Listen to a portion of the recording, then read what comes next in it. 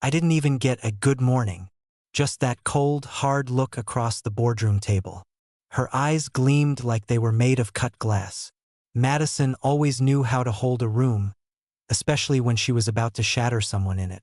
Today, that someone was me. The room was quiet, too quiet for a Monday morning. The interns looked away. The sales director, Mike, stared down at his coffee like it held the answer to a better universe. And there she sat, at the head of the table, my wife, the CEO, with legs crossed like she was balancing a bomb on her knee. Then she said it. My husband has a decision to make. She didn't even look at me when she spoke. Accept the 90% salary reduction, or I'll find someone who will. And just like that, boom, the world tilted sideways. She didn't even flinch when she slid the paper across the table. Her glossy fingernails tapped it like a gavel. I didn't move. Couldn't. I just stared at the words like they'd been written in fire. This is a joke, right? I asked. And that's when she spat, right on my face, like I was dirt under her heels. Her voice turned icy. This is business, Jason. I'm not here to babysit your ego. I wiped her spit off my cheek with the sleeve of the same shirt I wore on our honeymoon in Santorini. The same one, she said, made me look like a man worth trusting. But the kicker? Sitting right beside her was her new golden retriever of a boy toy, Landon. A 22-year-old fresh-faced idiot who still had a parking permit from his community college hanging from his rearview mirror. He grinned, actually grinned, as if he'd just gotten a promotion for licking her boots long enough. My eyes met hers again. I saw it in her face. This wasn't about business. This was about power, about control, about humiliation. She wanted me to fold in front of everyone, to crawl, to beg. I didn't blink. I just said, I need 20 hours. And then I left. I didn't slam the door. I didn't yell. I didn't give her the drama she wanted. I took the elevator down 18 floors in silence, while the world buzzed around me like nothing had just collapsed. That night, I didn't go home. I didn't even go to a bar. I drove around for hours, headlights carving through the dark like knives. My phone buzzed with calls from coworkers, emails from HR, messages from her. I ignored them all. Around 11:52 p.m., I pulled over in a quiet parking lot. No streetlights, just the glow from the dashboard and the thudding in my chest. I pulled up the number I hadn't touched in 3 years. Call Travis Walker, CEO, Halcyon Inc., her biggest competitor. My former boss, the man she'd spent the last 2 years trying to ruin. Turns out, he'd been waiting for me to call. He picked up on the second ring. Jason, about damn time. I told him everything. Not the whole affair. Not yet. Just the parts that mattered for now. Betrayal, sabotage, a hostile takeover that was now personal. His voice turned razor sharp. Come in tomorrow. You're about to burn her whole FNG empire to the ground. I didn't sleep that night. Not even for a second. Because something had snapped in me, not a breakdown. No, something colder, clearer. It was the moment I realized. I'd married a queen, but she was the kind who poisoned her own court just to hear the scream. And now I had a war to start. You don't see the cracks in the glass until it's already shattered. It's funny how hindsight hits like a freight train. Looking back, the signs were all over the damn place. The late-night strategy calls. The business trips that kept getting extended by a day or two. The new lingerie I never saw on her. But at the time, I swallowed it all. Told myself she's just working hard. You're married to a powerhouse, Jason, don't be insecure. Stupid. The night after that boardroom ambush, I didn't go home. Couldn't. I sat in an empty hotel room. Lights off, silence buzzing in my ears like static. Just me and my thoughts. And somewhere between one too many black coffees and a YouTube rabbit hole about corporate espionage, I opened her shared iCloud by mistake. We'd set it up back when we actually believed in transparency. She never bothered changing it. The first thing I saw? A live photo. Madison, half naked in our master bedroom. A young, bare-chested guy behind her. Arms wrapped around her like a trophy. Landon, grinning like the punk he was. Her hand holding the phone. Her voice giggling, breathless. We shouldn't be doing this here. Jason could walk in any time. Swipe. Another one. Same room. Same damn sheets I slept on just a week ago. Swipe. Now they were in her office. My chair. His belt undone. Her lipstick smeared on his chest. Swipe. Now it was a video. Her voice, whispering. He still thinks I love him. I dropped the phone like it burned me. You ever feel your heart go cold? Like literally. A chill running up your spine. Your vision narrowing into this red tunnel of disbelief? That was me. Sitting on the edge of a motel bed, looking at the digital wreckage of my marriage. My wife, no, the woman I thought was my wife, was parading her affair in the same places we used to dream together. Our bedroom, my office, the FING kitchen counter I built with my bare hands. It wasn't just betrayal. It was desecration. For a second, I thought maybe this was revenge. Maybe she'd found out something. A message I forgot to delete. A lie I didn't even remember telling. But no, I wasn't the cheater. I was the mark. And Madison? She wasn't just unfaithful. She was strategic, precise, cruel. That made it worse. I wanted to throw my fist through the wall. I wanted to scream, but I didn't, because somewhere in all that heartbreak, something else bloomed. Focus. She wanted me humiliated. She wanted me small. She wanted me crawling back to her throne, begging for crumbs. She was about to learn something. I don't crawl. Before the sun rose, I started digging. And the deeper I went, the uglier it got. Turns out, Landon wasn't just her little boy toy. He was the son of a venture capitalist she'd been courting for months. A calculated move. Her plan? Gut the company, sell half its assets to his father, then blame me for the financial fallout. Make me the scapegoat, take the crown, and ride off into the sunset with her tan little parasite. Emails, contracts, photos, enough evidence to blow up her entire game. I saved everything, and just like that, my grief started to shift into something sharper. Vengeance.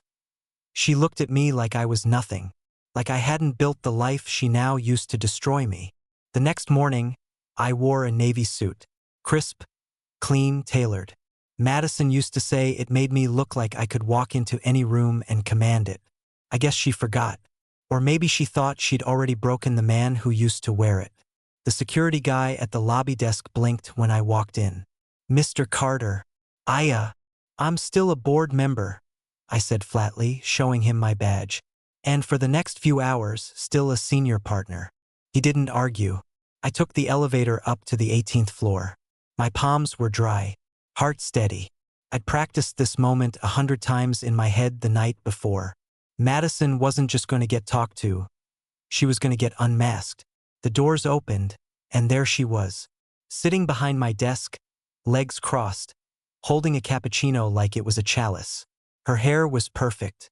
Her dress was a shade too tight, tailored for performance. Landon was at her side, wearing some overpriced suit he didn't earn, looking like a man cosplaying power. Her smirk when she saw me? Nuclear-level smug. "Well, look who decided to crawl back," she purred, setting down the cup. "Thought you'd use the full 20 hours to cry in a hotel bar." I didn't answer. I dropped the thick, sealed envelope onto the table between us. "Everything you didn't want anyone to see, including your dad's little venture deal. And the photos." Her smirk faltered for a fraction of a second. I continued, cool and surgical. "Every partner gets a copy if you don't sign the following: immediate resignation, full ownership transfer of my shares back to me, and a public statement that I've been wrongfully accused of misconduct. Or we go nuclear. Right now." Landon stood up, trying to posture. "You don't get to threaten her, man." I cut him off without even looking at him. "Sit down." In turn. He did, like a dog. Madison stayed quiet. Her fingers tightened around the coffee cup. "You wouldn't do this. Not to the company. You already did. I'm just turning on the lights." That's when she dropped the act. The calm, corporate ice queen cracked, and out came the real Madison. Ugly, raw, venomous. "You think you're the victim here?" she snapped. "You let this company rot. You were too soft, too slow, too weak. I saved it. I carried you. You slept your way through the staff. I upgraded, Jason. You were dragging me down. always talking about loyalty and values and building something real. She spat the words like poison. Wake up. This is war. You lost. I leaned in, calm, measured, cold. You forgot one thing, Madison. She scoffed. Oh, enlighten me. I don't lose. Her eyes flicked to the envelope again. Her hands trembled just slightly. I knew what she was doing, calculating. Damage control. The PR nightmare. Her father's disappointment. The board's outrage. She could try to twist it later. But right now, I had her. I stood up. You've got 1 hour. Then the board gets it. And by the way, tell Landon to move out of my house. I changed the locks. Madison stood too, breathing hard. You're still a coward. No, I said, already walking toward the door. I was just married to a predator. I didn't look back when I left. Didn't need to. Behind me, the Queen's throne was turning to ash. You think revenge will fix it until the silence creeps in. The door to the office clicked shut behind me, but the war inside my chest didn't. For a moment, I stood in the hallway like a man who just buried a piece of his own soul. And maybe I had. I should have felt victorious. I turned her world upside down in less than 24 hours. I exposed her lies. I made her squirm. I saw fear in the eyes of the woman who used to look at me like I was just background noise. But walking to the elevator, something heavier settled on me. It wasn't pride. It was grief. I'd loved Madison once. Not the cold-blooded queen she'd become, but the girl who used to fall asleep on my chest while I read her my pitch decks. The woman who sent me handwritten notes during our lunch breaks, who once cried in my arms after her first business failure, whispering, "You're the only one who sees me when I'm not strong." Where had that version of her gone? And more importantly, how blind had I been to the monster growing in her place? That night, I didn't go out. I didn't call anyone. I went back to the house, our house, or what was left of it. She hadn't come back, probably hiding behind some lawyer or PR handler. Good. I needed the silence. I walked through every room like I was in a museum of betrayal. The kitchen, that's where we made pancakes barefoot on Sunday mornings, laughing while she burned the bacon. Now, I couldn't look at the counter without picturing her bent over it for someone else. The bedroom? Empty. But her perfume still clung to the pillows like a ghost. That hurt more than anything. It wasn't the scent of love anymore. It was the stench of a lie I didn't catch in time. I sat on the edge of the bed and let it hit me. The full weight of what had happened. The humiliation. The betrayal. The fact that someone I trusted with everything, my heart, my company, my future, had not just hurt me, but tried to erase me entirely. And she enjoyed it. Tears didn't come. I wasn't even angry. I was hollow, like someone had scooped out the insides of me and replaced it with static. You never think your wife will be the villain in your story. You never think you'll be the man other men warn each other about at bars. I lay back and stared at the ceiling. My thoughts kept looping. Was it me? Was I too boring? Too predictable? Too safe? But no, that was her narrative. That was how she justified it. Madison didn't cheat because I failed as a husband. She cheated because she was greedy for power, attention, thrill. I was steady, and steady doesn't excite people who are addicted to chaos. Still, the self-doubt crawled under my skin like a virus. I tried calling my brother, Nathan. No answer. Probably asleep. I didn't blame him. No one wants to pick up the phone at midnight and hear their sibling whisper, "I think I don't exist anymore." I ended up on the back porch with a bottle of bourbon we'd been saving for something special. I poured a glass and stared at the dark skyline. Our house stood high above the city. But in that moment, I felt lower than I'd ever been. And then it hit me. She tried to break me not because I was weak, but because I'd once made her feel seen, loved, real. And she couldn't stomach that kind of vulnerability anymore. She needed control. Always. That wasn't love. That was manipulation dressed in designer shoes. So I drank to the man I used to be. The fool who believed marriage meant loyalty. The idiot who didn't see the knives until they were in his back. But I also drank to the man I was becoming. Colder, smarter, sharper. and far more dangerous. When the dust settles, you stand in the ashes and decide, do I rebuild, or do I walk away from the wreckage? The morning after everything burned down, I woke up with a pounding in my head and the taste of bourbon still thick on my tongue. Sunlight leaked through the blinds like a silent accusation. A part of me wanted to stay in bed, wrapped in the comfort of numbness. But there's a moment after betrayal when staying still becomes a second kind of death. So I got up. I showered. I shaved. I dressed like a man with purpose, even if I still felt like a shattered version of myself on the inside. My phone buzzed. 3 missed calls from Madison. And a text. Let's be adults about this, Jason. You made your point.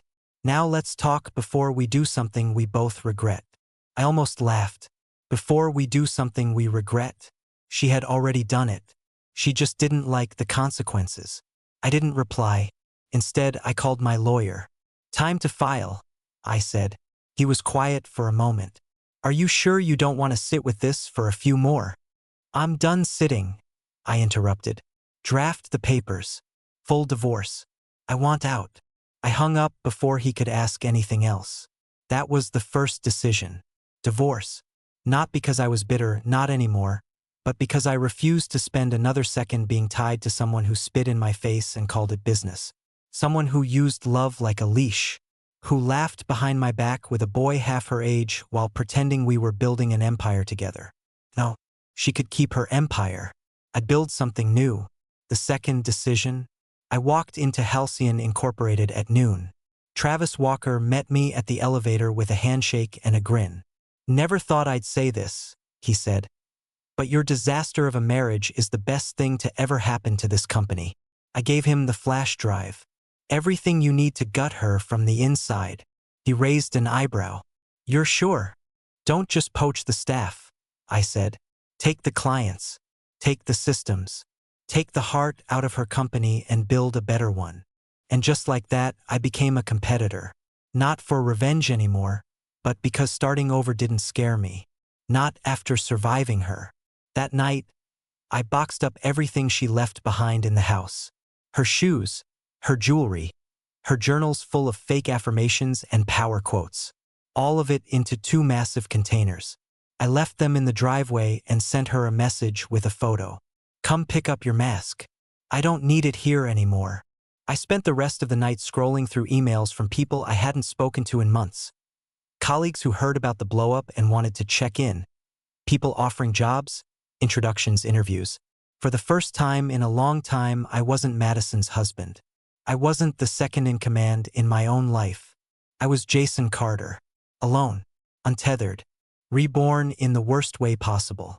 I made a final decision before the clock struck midnight. No more quiet tolerance. No more second chances.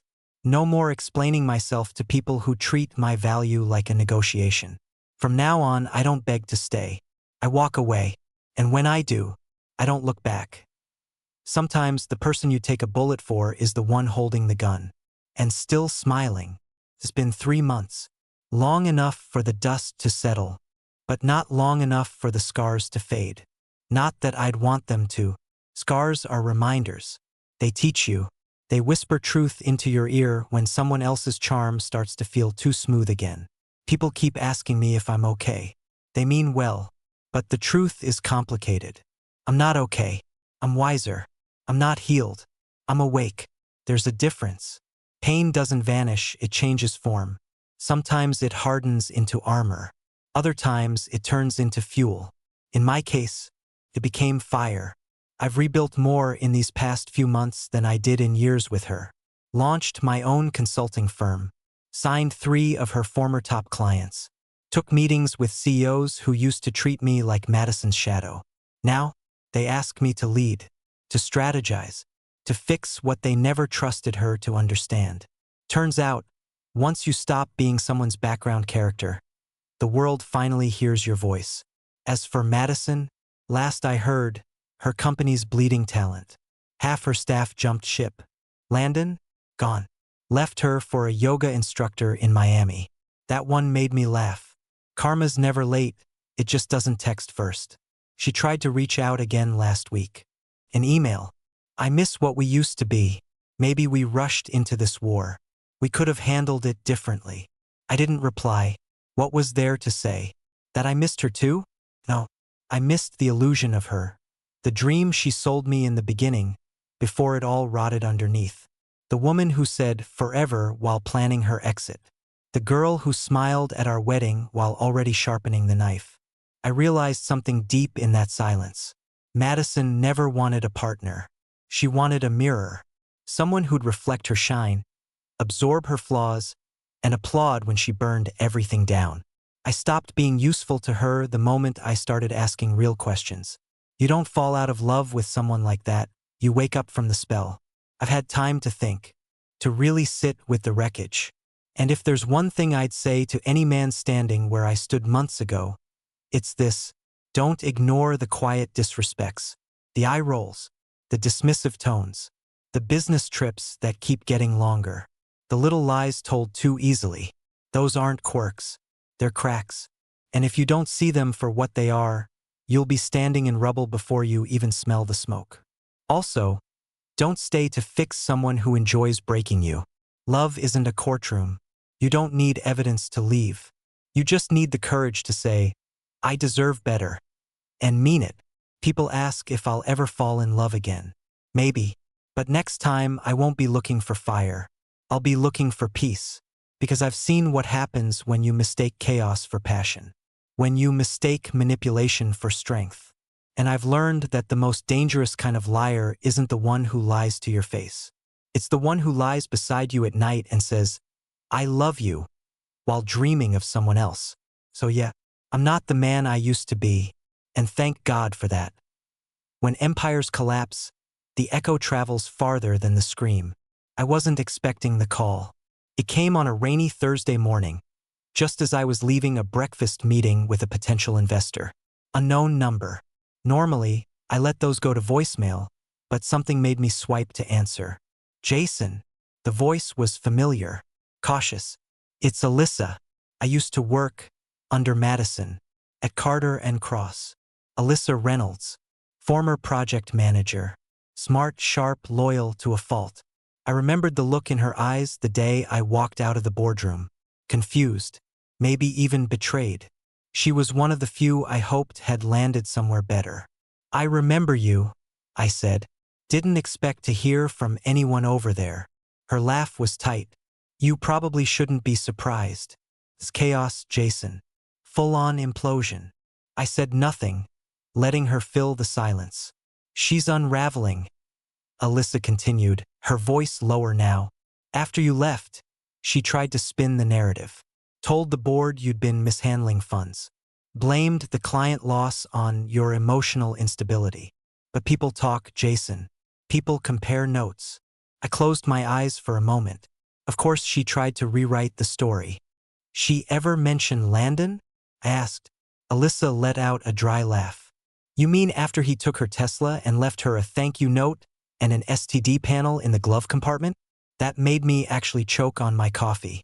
She tanked 3 contracts in a single week, Alyssa said. The marketing team walked out. Finance is on its 3rd director in 2 months. Clients keep ghosting us. Hell, I walked out last Friday. You quit? I asked, genuinely surprised. I didn't just quit, she said. I sent my resignation to the entire board and attached copies of your original performance reviews, contracts, and a breakdown of the months she secretly funneled money into a shadow consultancy. You're welcome. That caught me off guard. Why would you do that for me? Because I watched you build that company with integrity. You were never the problem. She just couldn't stand not being the smartest person in the room. There it was. The truth spoken by someone from the inside. Someone who saw the pieces shifting before they fell. I always thought she was brilliant, Alyssa added, her tone softer now. But lately, she's not a leader, Jason. She's just a woman who's terrified the mask is slipping. She spent years building a throne of smoke and mirrors, I said. Eventually, the fire catches up. There was a pause. I know it's not my place, Alyssa said. But I hope you know, people see it now. You were the backbone, the soul. Without you, the whole thing's hollow. Something inside me eased at that. Not validation. Not revenge. Just clarity. Thanks, Alyssa. Really? I said. What are you doing now? She laughed. Halcyon offered me a position 2 hours after I walked out. Of course they did. I hung up with a strange feeling in my chest. Not happiness. Not sadness. Just quiet. Madison's kingdom was collapsing. And not because I tore it down. Because she built it on lies and forgot that people talk, people see, and people remember. And maybe that's the biggest punishment of all. She's still wearing the crown. But now, she's the only one left in the court. In the end, you don't get closure. You get clarity. And that's more than enough. I never got an apology from Madison. I never expected one either. She doesn't do guilt. Doesn't do reflection. She runs on ego and narrative control, and once the story stops orbiting her, she lets it burn. But that's okay. I didn't need her sorry. I just needed the silence. I moved out of the old house 2 weeks ago, sold it to a quiet couple from Denver. Newlyweds, glowing with that soft kind of hope you see in people who haven't yet been gutted by the ones they trust. I didn't say much during the handover, just smiled and left the keys on the counter. Let them start clean. Let them believe. As for me, I bought a small place north of the city, nothing flashy. It's the kind of house where you wake up to birds instead of traffic, where the windows are always open and the walls don't echo with betrayal. It's quiet here, peaceful, the kind of peace I didn't know I'd been starving for. Funny thing about betrayal, it doesn't just break your heart, it rearranges your mind. You start questioning everything. Every "I love you," every smile, every casual touch. It's like your memories get contaminated. Like someone slipped poison into the timeline and now even the good parts taste bitter. But over time, you start to separate them. The real from the false. The you from the them. You stop asking, why did they do this to me? And start asking, why did I stay when it started to hurt? Because truthfully, the red flags were always there. I ignored them because I loved her. Because I wanted to believe that loyalty could fix what ambition was slowly rotting. Because I was scared of losing someone I thought was my forever, even if that forever came with cuts and bruises I learned to explain away. Never again. Now I know better. Love isn't supposed to confuse you. It's not supposed to shrink you or make you feel like you have to earn your place every day. Love doesn't spit in your face and call it a contract. If there's anything I've learned from Madison, it's this: people will show you exactly who they are if you stop making excuses for them. She taught me that the hard way. And here's the truth most people won't tell you when your world implodes. You're allowed to be angry. You're allowed to grieve. You're allowed to remember everything and still decide it wasn't your fault. Because it wasn't. You didn't lose her. She lost you. So if you're reading this and you're where I was, standing in the wreckage, wondering if you were the problem, listen closely. You weren't. She knew what she was doing. She did it anyway. And if she's anything like Madison, she'll do it again to someone else. Let her. Meanwhile, you'll heal. You'll rise. You'll build something so solid, so authentic, no one will ever mistake your worth again. So no, I didn't get closure. I got something better, freedom. And I swear to God, it's the most beautiful thing I've ever owned.